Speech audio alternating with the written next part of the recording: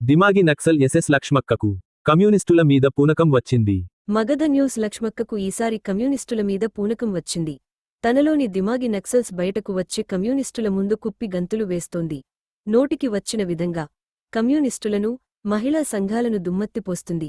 ఈ వార్తలు చదివేటప్పుడు చేతిలో ఒక బిందె పెడితే పురాతన కాలంలో కుళాయిల దగ్గర నీటికోసం కొట్టుకునేవారు వాడిన భాషలో ఇమిడిపోతుంది. మగధ న్యూస్ ఎస్ఎస్ లక్ష్మక్కకు ఆవేశం ఎక్కువ, అరుపులు ఎక్కువ, కామెడీ చేయడం కూడా ఎక్కువే. అసలు ఉండవలసిన దిమాక్ మాత్రం తక్కువ.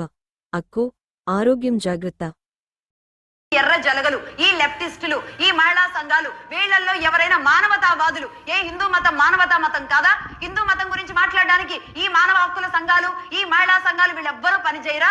హిందూ మతంలోని స్త్రీలు, హిందూ మతంలోని పురుషులు, హిందూ మతంలోని సాంప్రదాయాలు, సంస్కృతి, వారికి సంబంధించింది ఏదైనా సరే వీళ్ళకేంటో రాక్షసులను చూసినట్టే ఉంటుంది.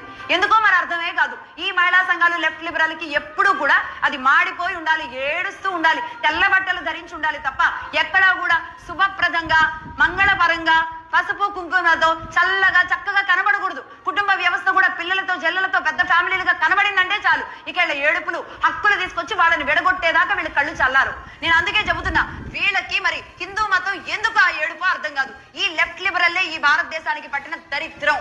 వీళ్ళే చెరపట్టి ఈ విధంగా నాశనం చేస్తున్నారు. మళ్ళీ చెబుతున్నా, వీళ్ళ కళ్ళకి ఏది పచ్చగా కనబడకూడదు. మంగళప్రదంగా ఏది కనబడినా సరే వీళ్ళు కళ్ళు ఓర్చుకోవు.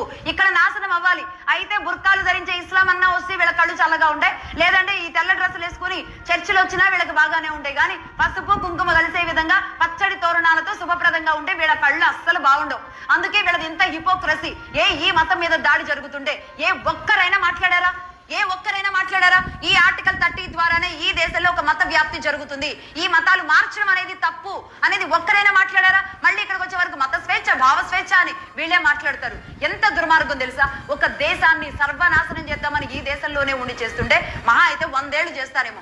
100 ఏళ్ల తర్వాత నేను మళ్ళీ చెబుతున్నా, ఏ దేశాలు అయితే భారతదేశాన్ని నాశనం చేయాలనుకున్నాయో, ఆ దేశాలు ఈ రోజు పతనం అంచుకి ఎలా చేరుకున్నాయో, ఏ విషయంలో నాశనం చేయాలనుకున్నాయో, ఏ భారతదేశాన్ని మతంతో కొట్టాలనుకున్నాయో, ఆ దేశాల్లోనే ఈ రోజు వారి మతం లేకుండా ఏ విధంగా పోయిందో, ఈ దేశంలో పుట్టి ఈ దేశాన్ని సర్వనాశనం చేయాలనుకున్న వాళ్ళకు కూడా అదే వర్తిస్తుందిగా. ఎప్పుడు కూడా సొంత తల్లిని, సొంత దేశాన్ని నాశనం చేద్దామని కోరుకుంటే, ఏ కొమ్మ మీద కూర్చున్నామో ఆ కొమ్మనే నరుక్కోవాలనుకుంటే రేపు అందరూ అనుభవించక తప్పదు. మిత్రులారా, దయచేసి ఫాలో, సబ్స్క్రైబ్, లైక్, షేర్ చేయండి.